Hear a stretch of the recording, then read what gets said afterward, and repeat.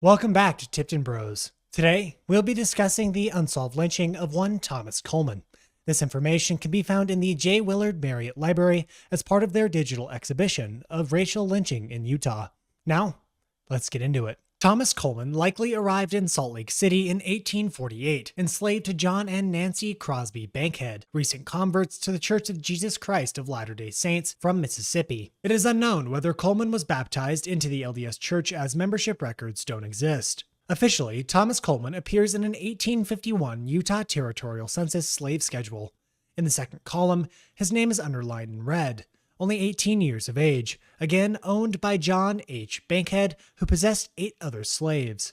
Glance a touch lower, and you will see the second president of the Church of Jesus Christ of Latter-day Saints, Brigham Young, and future mayor of Salt Lake City, Abraham Smoot.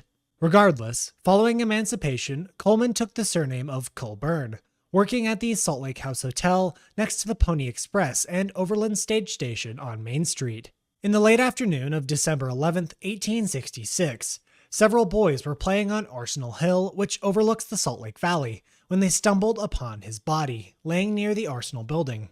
The coroner's inquest concluded that Coleman was, quote, beat on the head with a large stone, which was lying by his head with blood on it.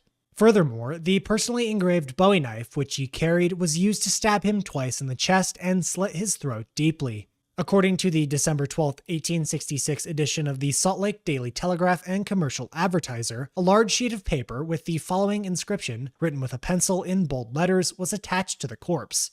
I will allow you to read it for yourselves. Unfortunately, the publication was no less derogatory in their brief introduction of the deceased, referring to him with a despicable nickname. The Salt Lake County death records followed suit, providing little in the way of personal information. Number 2897. Place of death, blank. Name, Coleman Thomas. To whom related? Date and place of birth, about 35 years old. So, what action could warrant such a brutal killing? The Salt Lake Daily Telegraph reported that Coleman was found in the company of a white woman, and then speculated that a rival friend of the woman must have taken vengeance on Coleman after learning of their rendezvous outside the Arsenal wall. He had violated racial boundaries and paid with his life. Some of this vitriol can be attributed to the Latter-day Saint leaders who were vehemently opposed to interracial marriage, making it illegal in the territory of Utah starting in 1852, over a decade prior. The coroner's jury concluded that those who committed said murder to the jury are unknown, and no one was held accountable. The Daily Union Vedette, a newspaper published by soldiers stationed at nearby Fort Douglas, took issue with the verdict and its half-baked nature. The note left on Coleman was evidence of premeditation and not some random act of violence.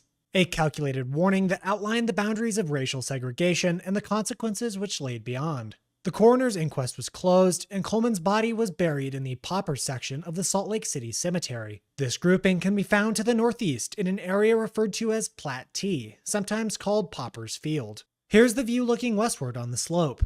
I walked around for a few minutes to find some sort of commemorative placard or memorial, but none was available.